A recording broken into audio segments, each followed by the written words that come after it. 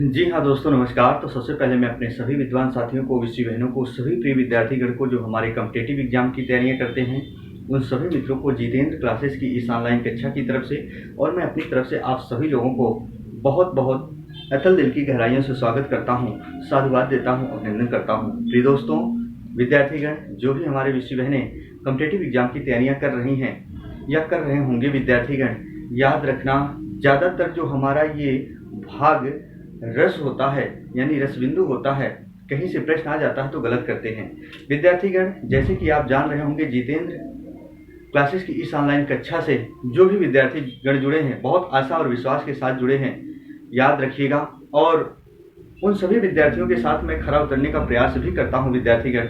बहुत अच्छे कंटेंट लेकर आता हूं, मेरे पास ट्रिकी बेस पर कोई भी बिंदु नहीं है, कंसेप्ट वाइज लेकर आता हूं। तो याद रखना, रस का पहला वाला पार्ट पढ़ चुका है, देखकर तब दूसरा पार्ट देखिएगा, तब समझ में आएगा। मेरी गारंटी विद्यार्थीगण, यदि समझ में नहीं आएगा तो वीडियो डिसलाइक कर दीजिएगा, लेकिन याद रखिएगा विद्यार्थीगण, समझ में आने के बाद वीडियो को लाइक और सब्सक्राइब जरूर कर दीजिएगा। ये भी कह रहे हैं, कहीं नहीं पाओगे विद्यार्थीगण। आइए जरा आज हम बात करेंगे श्रृंगार रस के बारे में। जी हाँ, उससे संबंधित जितने भी प्रश्न बनेंगे। जी हाँ दोस्तों, आज हम बात करेंगे श्रृंगार रस। श्रृंगार रस, श्रृंगार रस का जो स्थायी भाव होता है दोस्तों, श्रृंगार रस का जो स्थायी भाव होता है, उसका स्थायी भाव क्या होता है? रति होता है। रति का मतलब क्या होता है दोस्तों? रति का मतलब क्या होता है? प्रेम होता है। जी हाँ, ध्यान से सुना। श्रृंगार रस से कौन कौन से प्रश्न कैसे आते हैं? तो सबसे पहले हम बात करेंगे, इसका स्थायी भाव ये हो गया। इसको दो भागों में बांटा जाता है। इससे संबंधित जो प्रश्न बनते हैं उस पर भी हम आपसी वार्तालाप करेंगे विद्यार्थीगण। कवि बिहारी किस रस के कवि माने जाते हैं?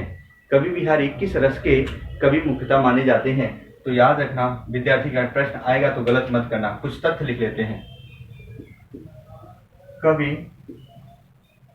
बिहारी मुख्यतः किस रस के कवि माने जाते हैं? किस रस के कवि माने जाते हैं? तो विद्यार्थीगण, मुख्यतः किस रस के कवि माने जाते हैं? तो गलत मत करिएगा। हमेशा और हमेशा जवाब देना है श्रृंगार। श्रृंगार रस के कवि माने जाते हैं कवि बिहारी। जी हाँ, आपसे पूछा जाएगा माधुर्य गुण किस रस में पाया जाता है दोस्तों? बहुत ध्यान से सुनो। माधुर्य गुण किस रस में पाया जाता है? रस में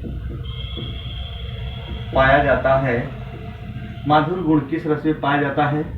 तो दोस्तों जवाब देना है क्या आपको? श्रृंगार रस। जी हाँ, माधुर्य गुण किस रस में पाया जाता है? श्रृंगार रस में पाया जाता है। याद रखना, हमेशा और हमेशा अगर आपसे पूछे ट ठ ड ढ, जो हिंदी व्याकरण में पहला बिंदु होता है वर्ण विचार, उससे संबंधित जिनको गोल वर्ण कहा जाता है, ट ठ ड ढ वर्णों का संबंध है। याद रखना, काव्य में किससे ये संबंध रखता है? तो जरा देखो क्या मैंने कहा।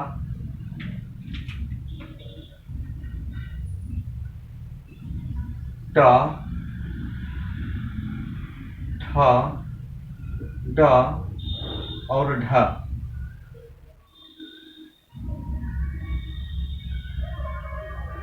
ट ठ ड ढ वर्णों के संबंध, वर्णों के प्रयोग का संबंध। बहुत ध्यान सुना, जबकि वर्ण विचार पढ़े होंगे जो विद्यार्थीगण, उनको बता रहे हैं। वर्ण विचार नहीं पढ़े हो तो नहीं समझ पाओगे, जाके देखिएगा, प्लेलिस्ट पे वीडियो पड़ी है नए पैटर्न पर आधारित। मैंने कहा ट ठ ड ढ वर्णों के प्रयोग का संबंध, ट ठ ड ढ वर्णों के प्रयोग का संबंध काव्य के किस गुण से है? काव्य के का संबंध काव्य के किस गुण से है?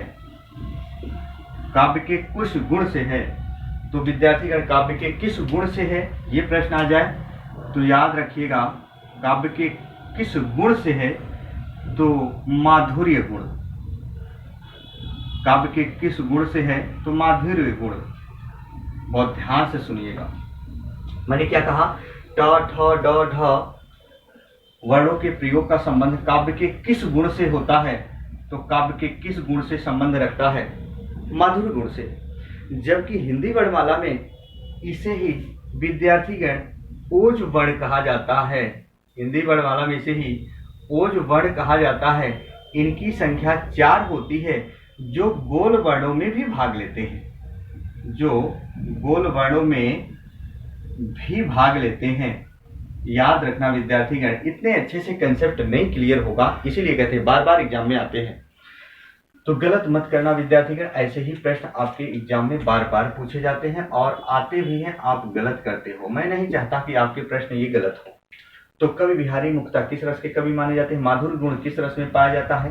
ट ठ ड ढ वर्णों के प्रयोग का संबंध काव्य के किस गुण से है? माधुर्य गुण से। याद रखना, ओज वर्ण इन्हें कहा जाता है। हिंदी वर्णमाला में इनकी संख्या 4 होती है। गोल वर्णों में भाग देते हैं। गोल वर्ण का मतलब इसमें खड़ी पाई नहीं है, याद रखना।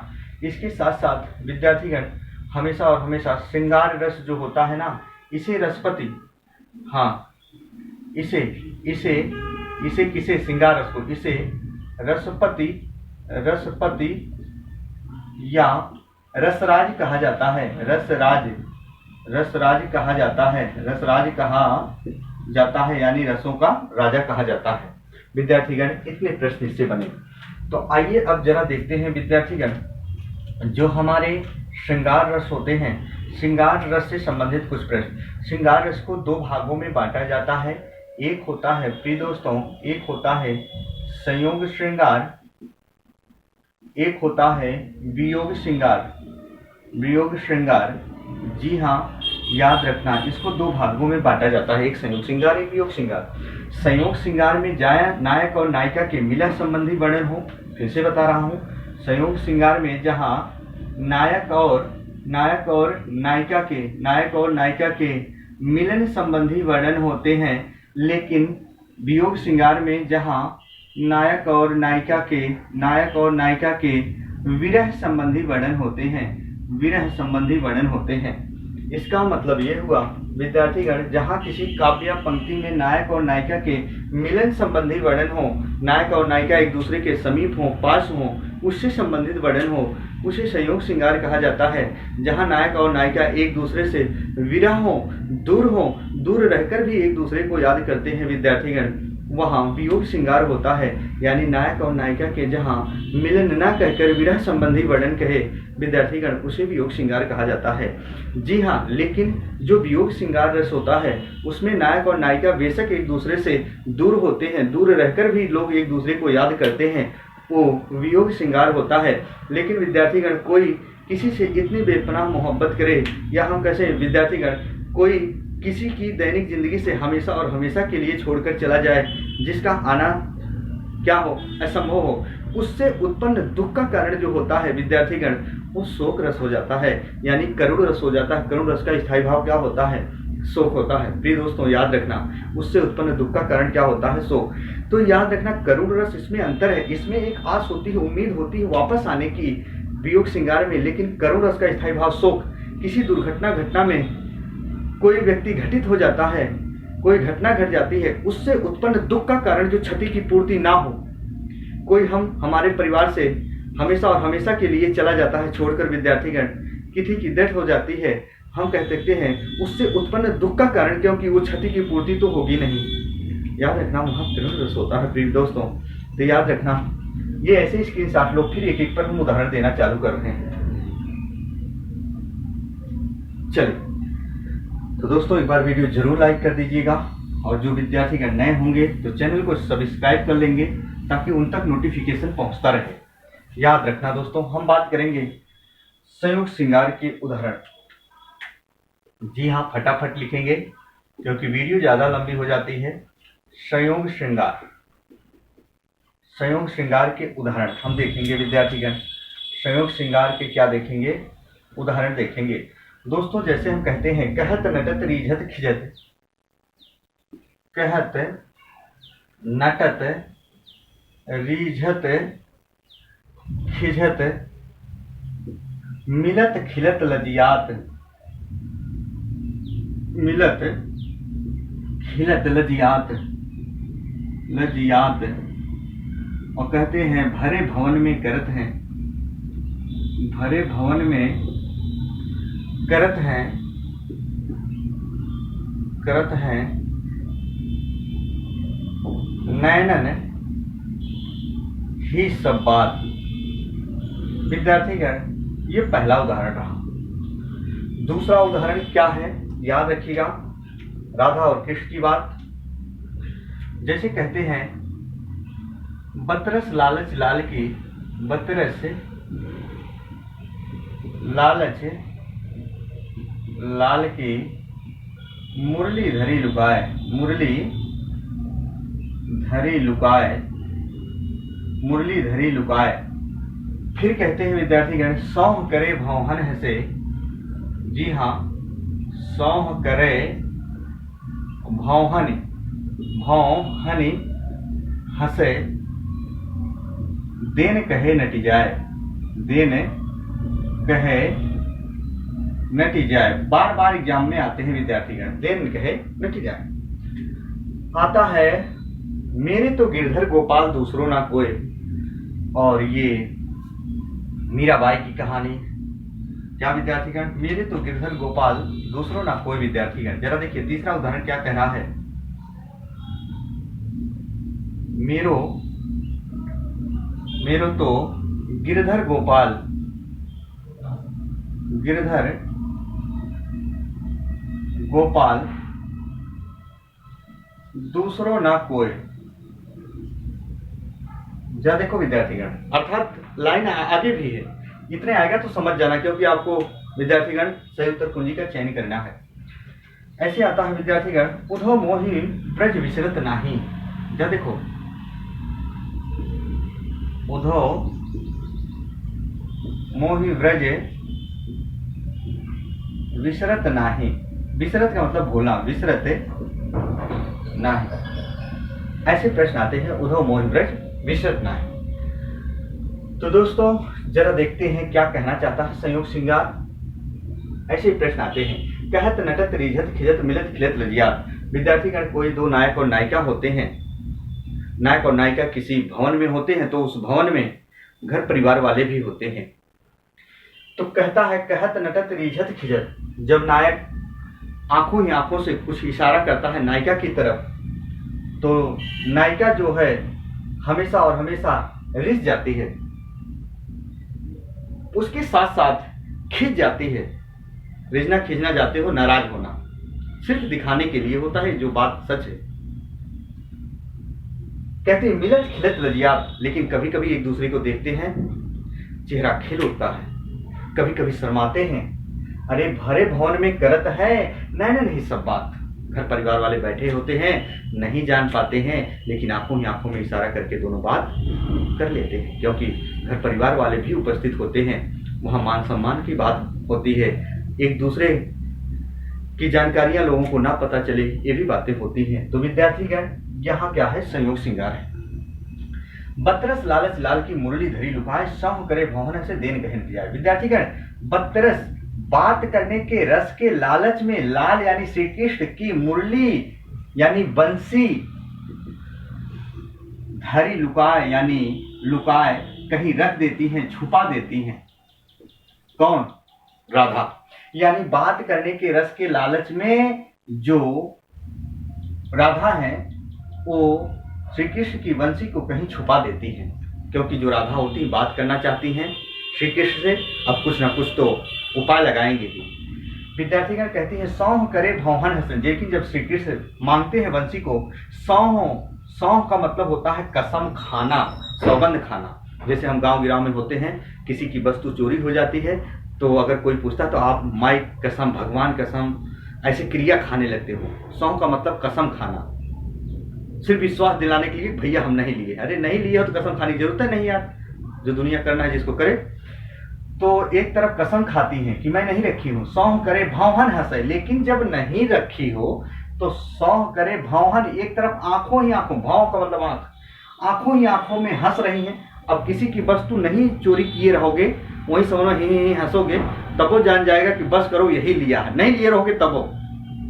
तो वही एक तरफ आंखों ही आंखों में हंस रही हैं, एक तरफ देन कहे नट जाए। और मांग रहे हैं तो देने से इनकार भी कर रहे हैं कि बंसी मैंने नहीं रखी है।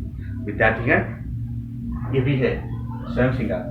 मेरे तो गिरधर गोपाल दूसरों ना कोई। विद्यार्थीगण, मीराबाई की पदावली है, कहती है मेरे तो गिरधर गोपाल, मेरे तो सब कुछ कौन है? गिरधर है यानी गोपाल श्री कृष्ण है, उनके सिवा मेरा इस दुनिया में कोई नहीं है। अर्थात जिसके सर पर मोर का मुकुट है वही हमारे पति है। उनको सब कुछ अपना मान जाते हैं, उनको सब कुछ अपना मान बैठते हैं। जब देखो, उधव मोहि ब्रज विसरत नाही। विद्यार्थीगण, यहाँ उधव मोहि ब्रज विसरत नाही, उधव मोहि ब्रज विसरत नाही, यहाँ श्री कृष्ण किससे कह रहे हैं? उधव से, कि हे उधव, मेरे दिल और दिमाग में मथुरा की सारी बातें, ब्रज की सारी याददाश्त इस तरह जड़वित और स्तंभित हो चुकी है मानो उसको भूल पाना असंभव हो। जिसको भूल नहीं पाओ कोई यादगार, वो भी याद रखना संयोग श्रृंगार होता है। विद्यार्थीगण, स्क्रीनशॉट लो, फिर हम चले वियोग श्रृंगार पर।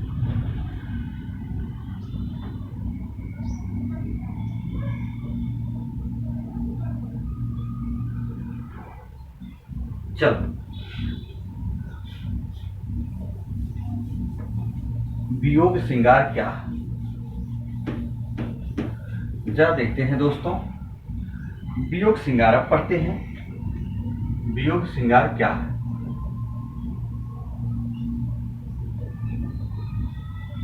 वियोग श्रृंगार, वियोग जहां नायक और नायिका एक दूसरे से दूर हो, उससे मिलन संबंधी वर्णन हो। पर दोस्तों, ऐसे कुछ उदाहरण होते हैं जहां नायक और नायिका से संबंधित वर्णन नहीं होता है, कुछ उससे उत्पन्न दुख का कारण होता है।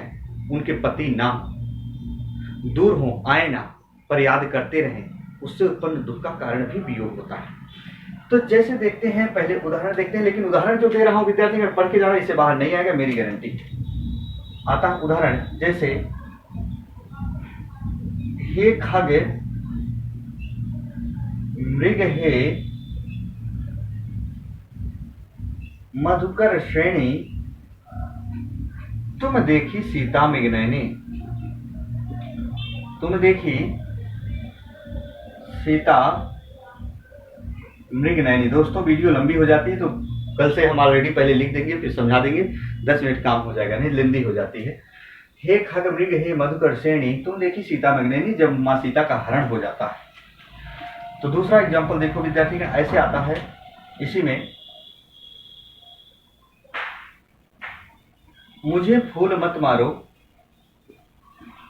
मुझे फूल मत मारो,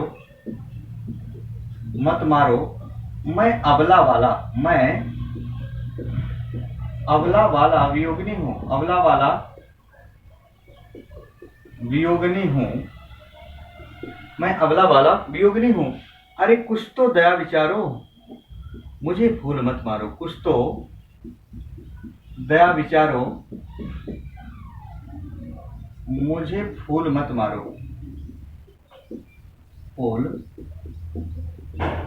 मुझे फूल मत मारो। विद्यार्थी का ऐसे आता है निस्दिन वर्षत नैन तुम्हारे, ऐसे आता है अखिया हर दर्शन को प्यासी। विद्यार्थीगण, क्या आता है? ऐसे ही अखिया,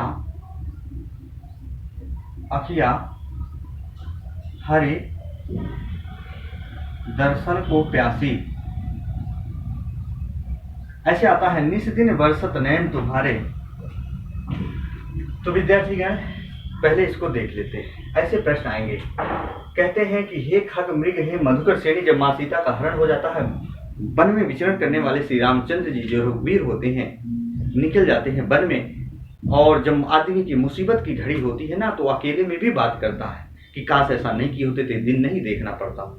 तो कहते हैं कि हे खग, जाते हैं पक्षियों से पूछते हैं कि हे पक्षी, हे मृग, हे भौरे, मधुकर श्रेणी यानी श्रेणी का मतलब होता भौरा, हे खग यानी हे पक्षी, हे हिरण, हे भौरे, क्या तुमने मृग नयनी, मृग जैसी आंखों वाली सीता को देखा है क्या? विद्यार्थीगण, लेकिन मां सीता नहीं मिलती, मिल जाती बाद में, याद रखना। यहाँ देखो, बड़ी दुखदायी घटना है। विद्यार्थीगण, क्या कहा जा रहा है? मुझे फूल मत मारो, मैं अबला वाला वियोगिनी हूं। विद्यार्थीगण, एक उर्मिला जी की कहानी है, जीवन प्रयत्न बड़ी कठिन होती। तो विद्यार्थीगण, मुझे फूल मत मारो, उर्मिला जी की कहानी है। वसंत ऋतु का समय होता है। याद रखना, वसंत ऋतु का समय और पावस ऋतु, पावस यानी जो सावन का महीना होता है, एक नायक और नायिका के लिए बहुत ही वियोगी रक्त की दो ऋतुएं बड़ी खतरनाक मानी जाती हैं। एक होता है वसंत ऋतु, एक होता है पावस। बसंत ऋतु में वातावरण हरा भरा होता है। जो नायिका होती है, नायक कहीं दूर होता है, उस समय वातावरण हरा भरा होता है। जैसे नायिका बाहर निकलती है घर से, देखती वातावरण इतना हरा भरा, उसी समय नायिका के हृदय में नायक के प्रति उत्कंठा जागृत होती है, चाह जागृत होती है, याद आ जाती है। लेकिन जब सावन का महीना होता है, बारिश खूब झमाझम होती है, नायक और नायिका एक दूसरे से दूर होते हैं, तो याद रखना, जो नायिका होती है, एक सखी दूसरी से सखी से कहती है कि हे सखी काटे ना कटत रात मोर यारी सखी मोह से, अरे सावन की रात किधो दोपहरी की सारी, कि हे सखी ये सावन की रात है, ये दोपहरी की सारी है जो खत्म होने का नाम ही नहीं ले रही। तो दोस्तों ऐसे आता है मुझे फूल मत मारो। यहाँ उर्मिला जी की कहानी है, उनके पति नहीं होते हैं विद्यार्थीगण, लेकिन जब उर्मिला जी बाहर निकलती है घर से, देखती हैं, दरवाजा खोलती हैं, तो वातावरण पूरा हरा भरा, क्योंकि बसंत ऋतु का समय पतझड़ का समय होता है। तो विद्यार्थीगण उसी समय उर्मिला जी के हृदय में उनके पति के प्रति उत्कंठा चाह जागृत हो जाती है, याद आ जाती है। लेकिन याद आती है किसके कारण? वो जो वातावरण हरा भरा देखी उसके कारण विवाह हुआ हो, आगे पढ़े हो, विवाह हुआ हो। तो विद्यार्थीगण वो क्या कहती हैं कि मुझे फूल मत मारो। एक कामदेव से गुहार लगाती, हे कामदेव मुझे फूल मत मारो, अर्थात मेरे ऊपर पुष्प रूपी बाणों का प्रहार मत करो। पुष्प रूपी बाणों का प्रहार मत करो का मतलब ये हुआ कि हे कामदेव मुझे उनकी याद मत दिलाओ, और याद रखना पूरे नहीं फूल मारा जा रहा वहां। हे कामदेव मेरे ऊपर पुष्प रूपी बाणों का प्रहार मत करो, अर्थात मैं अबला बाला वियोगिनी हूँ। अबला यानी जो पतिहीन स्त्री होती है, पतिहीन स्त्री को क्या कहा जाता है? अबला। बाला का मतलब होता है नव यवना, नव यवना, जो नई नई स्त्री की शादी हुई होती है और उनके पति ना हो, उसी को पतिहीन स्त्री यानी अबला कहा जाता है।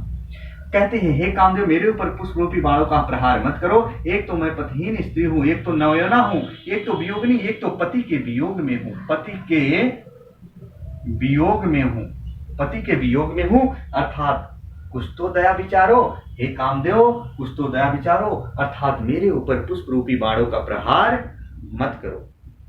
दोस्तों अखिया हरि दर्शन को प्यासी, याद रखना यहाँ भी क्या है अब जान ही रहो। वियोग श्रृंगार ऐसे आता है, निस्दिन बरसत नयन तुम्हारे। इसके साथ लो विद्यार्थीगण,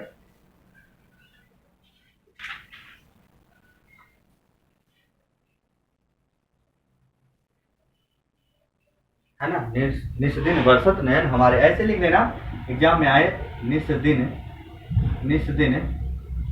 बरसत नयन हमारे। तो विद्यार्थीगण आपने देखा होगा, सिंपल उदाहरण है। तो एक काम करना, जैसे आपने 4 एग्जाम्पल लगभग उसमें 5 देखा, संयोग श्रृंगार वियोग श्रृंगार में लगभग 4-5 देख लिए, 8 एग्जाम्पल हो गए संयोग श्रृंगार यानी श्रृंगार रस के। इससे बाहर नहीं जाएगा, मेरी ये गारंटी है। लेकिन पढ़ के कायदे से जाना, नहीं फिर धोखा खा जाओगे। तो वीडियो अच्छी लगी हो विद्यार्थीगण तो एक बार मुस्कुरा के लाइक और सब्सक्राइब जरूर कर दीजिएगा, क्योंकि मेहनत लगती है दोस्तों। एक लाइक करने में क्या जा रहा है, उससे मेरा उत्साह बढ़ता हो कुछ नहीं। तो दोस्तों आज तक की मेरी कक्षा यही होगी, नेक्स्ट पार्ट अगले दिन लेकर आएंगे। तब तक के लिए मित्रों जय हिंद जय भारत।